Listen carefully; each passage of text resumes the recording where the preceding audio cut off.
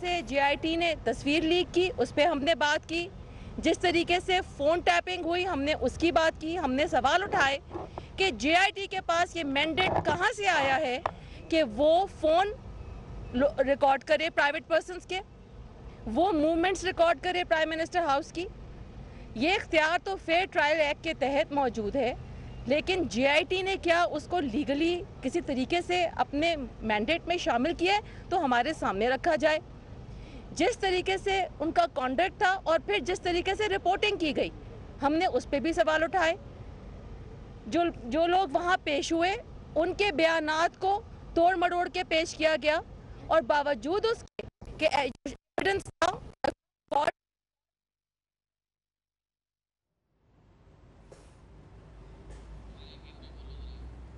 मुस्लिम league नून के रहनुमा इस वक्त मीडिया से गुफ्तगू कि उन्होंने रिकॉर्ड के साथ या स्टेटमेंट्स के साथ बददियानती की,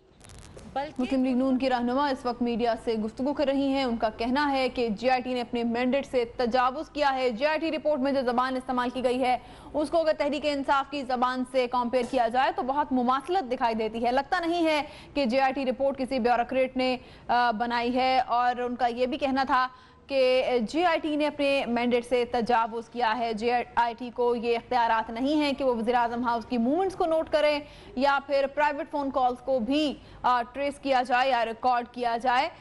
उनका कहना है कि JIT ने अपने दायराकार से तजावुज़ करते हुए काम किया है। आपको बताएं कि आज तीसरा दिन है JIT की रिपोर्ट के बाद पनामा लीक्स केस पर सुप्रीम कोर्ट में समाअत हो रही है और वज़ीर-ए-आज़म नवाज शरीफ के वकील ख्वाजा हारिस अपने दलाइल मुकम्मल कर चुके हैं। ये मुकदमा देख रही है। चेयरमैन JIT के ऊपर ये इल्ज़ाम है कि उन्होंने एक कंपनी UK में क्विस्ट के नाम से हायर की, और उस कंपनी को, जो शायद पाकिस्तान के 1.25 करोड़ के करीब बनते हैं, इतना अमाउंट पे किया,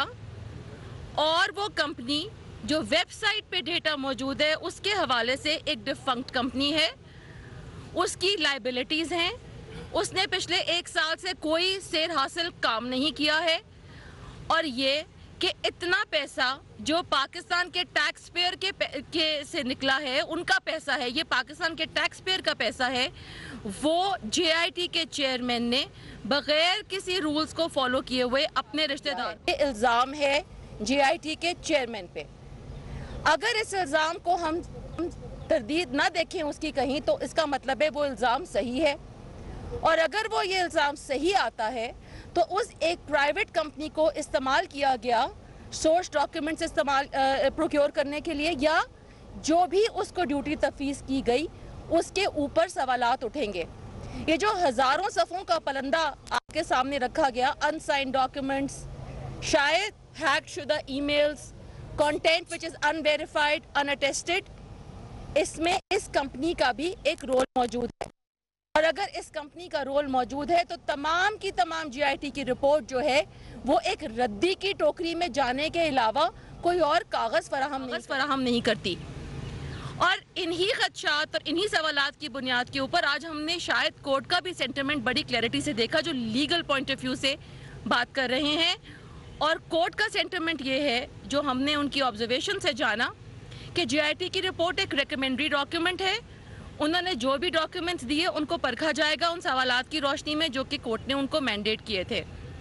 तो अगर ये सारी एक्सरसाइज जो इतनी महीनों की हुई, उसकी जो आउटकम, जो डॉक्यूमेंट्स लाए गए ट्रॉलियों के ऊपर रख के, और इतनी शाबाशी और इतनी वाह बेटी गई, अगर उन डॉक्यूमेंट्स की कोई औकात ही नहीं है, अगर उनको लेने के लिए रिश्तेदारों की प्राइवेट कंपनियां इस्तेमाल की गई,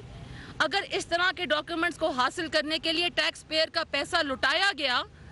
क्योंकि ये फिर आपका जो क्वेश्चन है ये पार्लियामेंट में उठेगा कि ये पैसे किस कानून के तहत, किस अथॉरिटी के तहत एक प्राइवेट कंपनी को दिए गए। तो ये पैसा जो लुटाया गया उसके ऊपर भी क्या मैं समझती हूँ, मैं पूछना चाहती हूँ, एक और JIT तश्कील होगी क्या? इन सवालात के जवाब देने के लिए एक और JIT बनेगी जो कि JIT के कॉन्डक्ट को और उनकी अथॉरिटी के अब्यूज़ को, यहाँ है अब्यूज़ ऑफ अथॉरिटी, आपने अब्यूज ऑफ अथॉरिटी की बात की, इसको कहते हैं अब्यूज ऑफ अथॉरिटी। रिश्तेदारों पे पाउंड्स निछावर करना, इसको कहते हैं अब्यूज ऑफ अथॉरिटी। तो अगर इसका रिबटल ना आया तो ये बात यकीनी तौर के ऊपर हम समझने पे मजबूर होंगे कि जो कुछ भी मीडिया में आ रहा है, जो कुछ भी इंटरनेट के ऊपर मौजूद है, जो भी क्वेस्ट के हवाले से इंफॉर्मेशन मौजूद है, वो सच है। और JIT के ऊपर न सिर्फ ये कि एक JIT और तश्कील दी जाए और उसको देखा जाए कि ये इस इल्ज़ामात की सच्चाई क्या है, बल्कि इनको कड़ी सज़ा दी जाए, क्योंकि ये सिटिंग ऑफिशियल्स हैं और अगर इन्होंने अपने इख्तियारात से तजावुज़ किया है तो इनके ऊपर डिसिप्लिनरी एक्शन होना चाहिए। एक मफरूज़े की बुनियाद के ऊपर या जो भी हरकत JIT के मेंबर्स की थी, उसके बिना के ऊपर ऑनरेबल सुप्रीम कोर्ट के सामने ये सेंस रेज किया गया कि शायद JIT के मेंबर्स को किसी तहफ़्फ़ुज़ की ज़रूरत है। मैं ये समझती हूँ कि जो कॉन्डक्ट JIT के मेंबर्स कर रहा है उसके ऊपर उनको तहफ़्फ़ुज़ फराहम करना या कोई ऐसे सवाल उठाना भी लायानी था,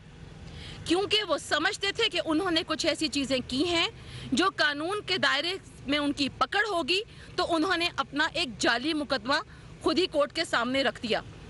तो यकीनन मैं समझती हूँ कि कोर्ट भी इसका नोटिस लेगी और हम इस तरदीद के मुंतज़िर रहेंगे। आगे जाते हुए हम कुछ बात करते हैं कि जो रिकॉर्ड पेश किया JIT ने फाइनेंस मिनिस्टर मोहम्मद इसाक डार के हवाले से रिस्पोंडेंट नंबर 10, जो भी उनकी रिकॉर्डिंग्स या जो भी उनका इंटरव्यू किया गया उसको भी गलत अंदाज में पेश किया गया। न सिर्फ ये कि गलत अंदाज में पेश किया गया बल्कि झूठ बोला गया ऑनरेबल कोर्ट के साथ। जो रिकॉर्ड उन्होंने पेश किया, जो चीज़ मौजूद नहीं थी JIT के पास, जैसे जब वो शाम तक पहुंचा भी दी गई, फिर भी JIT ने इस बात का तरद्दुद नहीं किया कि वो उसको अपने रिकॉर्ड का हिस्सा बनाए। अगर ये बदनीयती नहीं है तो ये और क्या है? जब प्राइम मिनिस्टर नवाज शरीफ के हवाले से कोई चीज़ सामने नहीं आई, उनका किसी चीज़ में ओनरशिप के हवाले से नाम नहीं है, उन 4 फ्लैट्स के हवाले से कोई डॉक्यूमेंट मौजूद नहीं है जो JIT ने प्रोड्यूस किया हो जो कहे कि वज़ीर आज़म मोहम्मद नवाज शरीफ की इन प्रॉपर्टी से कोई ताल्लुक़ बनता है ओनरशिप का, उसके बावजूद JIT के ये रिकमेंडेशन देना कि जो कोई और जितने भी मुकदमा दुनिया भर के नैब में फ्रिवलेस भी बने हैं उनको भी देखा जाए और ज़बरदस्ती मुंसलिक किया जाए वज़ीर आज़म मोहम्मद नवाज शरीफ को। इससे बड़ी बदनीयती और क्या हो सकती है? और फिर इससे भी बड़ी बदनीयती क्या हो सकती है? और हम जब कहते हैं कि ये एक साजिश है कि वज़ीर आज़म मोहम्मद नवाज शरीफ की बेटी को ज़बरदस्ती इम्प्लिकेट किया जाए एक ट्रस्ट डीड के साथ, वो ट्रस्ट डीड जो डॉक्यूमेंट उनका नहीं है, वो जिसकी एक ट्रस्टी हैं, और जब हम कह रहे हैं ट्रस्ट बनाने वाला ट्रस्ट को मान रहा है,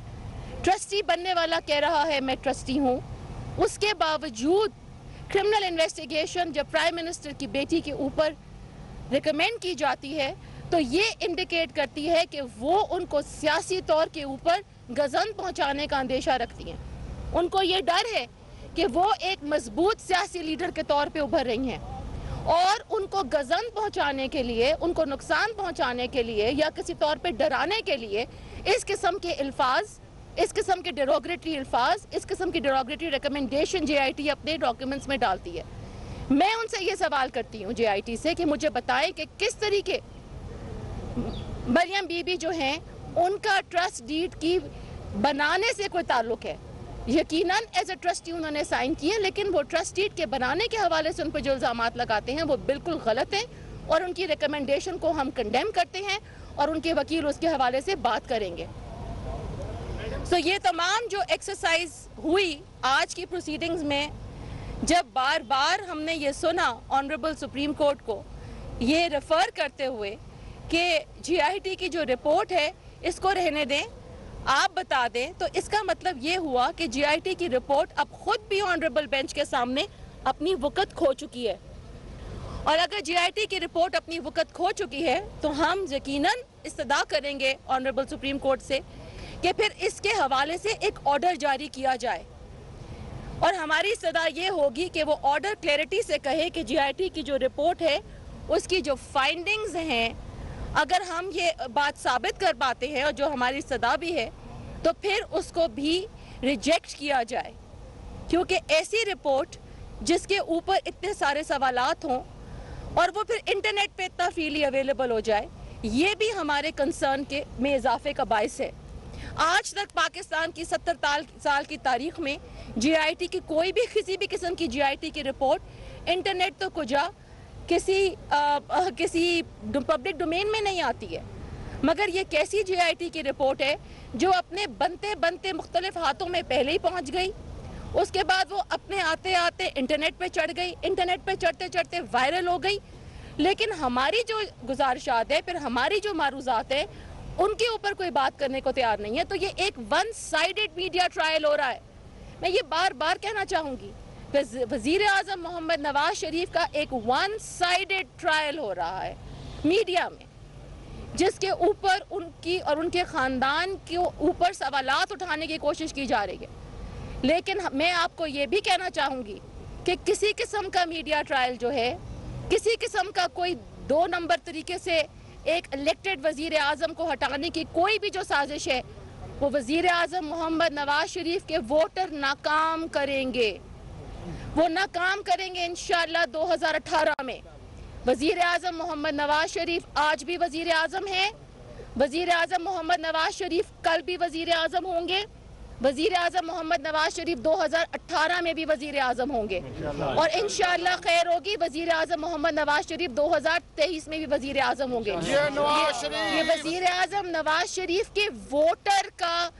فرم بلیو ہے کہ یہ سازش ہم سب مل کر اس کا مقابلہ کریں گے اور اس کو حتمی نتیجے تک پہنچائیں گے۔ بہت شکریہ۔ آپ نے اعتراض کیا کہ انٹرنیٹ پہ جو رپورٹ ہے بہت وائرل ہے اور عام مل رہی ہے، جبکہ دوسری جانب آپ کہہ رہی ہیں کہ جی آئی ٹی کی جتنی بھی ریکارڈنگ ہے اس کو عام کیا جائے، تو کیا ہے آپ کے اس بیان میں تضاد نہیں ہے؟ ایک سائڈ پہ آپ رپورٹ کو وائرل ہونے پہ اعتراض کر رہی ہیں، دوسری سائڈ پہ آپ ویڈیو کو عام کرنے کی بات۔ دیکھیے، میں نے یہ کہا کہ پاکستان کی 70 سال کی تاریخ میں آپ مجھے بتا دیں اگر میرا یہ استدلال غلط ہو کہ کوئی بھی جی آئی ٹی رپورٹ کسی بھی فارم میں کسی بھی طور پہ انٹرنیٹ پہ آئی ہو، یہ پہلی جی آئی ٹی کی رپورٹ ہے جس کی ریکمنڈیشنز ہیں وہ حتمی نہیں ہیں، وہ فائنل رپورٹ نہیں ہے، وہ سپریم کورٹ کا آرڈر نہیں ہے، وہ ایک ریکمنڈری رپورٹ ہے۔ اس کے ساتھ کچھ ڈاکیومنٹس اٹیچڈ ہیں جو کہ کسی طور کے اوپر مخبریوں سے حاصل کیے گئے ہیں، جو کسی طور پہ پرائیویٹ کمپنیوں کو حاصل کر کے حاصل کیے گئے ہیں، جو اٹیسٹڈ نہیں ہیں، جو شاید کسی ہیکڈ ای میل کا نتیجہ ہے۔ ایک انفنشڈ رپورٹ جس کا والیوم 10 بھی اویلیبل نہیں ہے، وہ انٹرنیٹ کے اوپر اویلیبل ہونا یقیناً سوالات اٹھاتی ہے کہ یہ ایک بہت گہری سازش ہے، اور اس سازش کو اگر پاکستان کے عوام میں یقین کے ساتھ کہہ سکتی ہوں کہ سمجھ گئے ہیں، اور جیسے میں نے کہا اس سازش کا جواب 2018 کے الیکشن میں وزیر اعظم نواز شریف کے دوبارہ وزیر اعظم منتخب ہونے کے بعد عوام خود دے گی۔ ابھی دانیال صاحب بات کریں گے۔